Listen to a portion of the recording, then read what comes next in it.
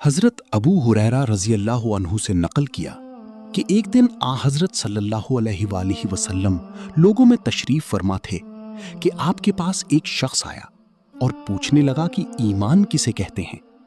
آپ صلی اللہ علیہ وآلہ وسلم نے فرمایا کہ ایمان یہ ہے کہ تم اللہ پاک کے وجود اور اس کی وحدانیت پر ایمان لاؤ، اور اس کے فرشتوں کے وجود پر، اور اس اللہ کی ملاقات کے برحق ہونے پر، اور اس کے رسولوں کے برحق ہونے پر، اور مرنے کے بعد دوبارہ اٹھنے پر ایمان لاؤ۔ پھر اس نے پوچھا کہ اسلام کیا ہے؟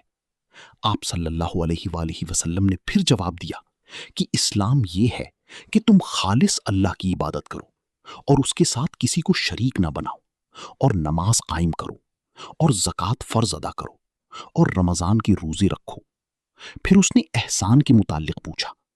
آپ صلی اللہ علیہ وآلہ وسلم نے فرمایا، احسان یہ کہ تم اللہ کی عبادت اس طرح کرو گویا تم اسے دیکھ رہے ہو۔ اگر یہ درجہ نہ حاصل ہو تو پھر یہ تو سمجھو کہ وہ تم کو دیکھ رہا ہے۔ پھر اس نے پوچھا کہ قیامت کب آئے گی؟ آپ صلی اللہ علیہ وآلہ وسلم نے فرمایا کہ اس کے بارے میں جواب دینے والا پوچھنے والے سے کچھ زیادہ نہیں جانتا، البتہ میں تمہیں اس کی نشانیاں بتلا سکتا ہوں۔ وہ یہ ہیں کہ جب لونڈی اپنی آقا کو جنے گی، اور جب سیاہ اونٹوں کی چرانی والی دیہاتی لوگ ترقی کرتے کرتے مکانات کی تعمیر میں ایک دوسرے سے بازی لے جانے کی کوشش کریں گے۔ یاد رکھو، قیامت کا علم ان 5 چیزوں میں ہے جن کو اللہ کے سوا کوئی نہیں جانتا۔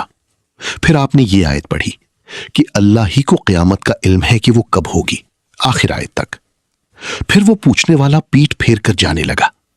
آپ صلی اللہ علیہ وآلہ وسلم نے فرمایا کہ اسے واپس بلا کر لاؤ۔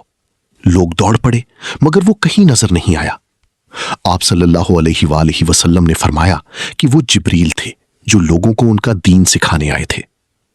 امام ابو عبداللہ بخاری فرماتے ہیں کہ حضرت صلی اللہ علیہ وآلہ وسلم نے ان تمام باتوں کو ایمان ہی قرار دیا ہے۔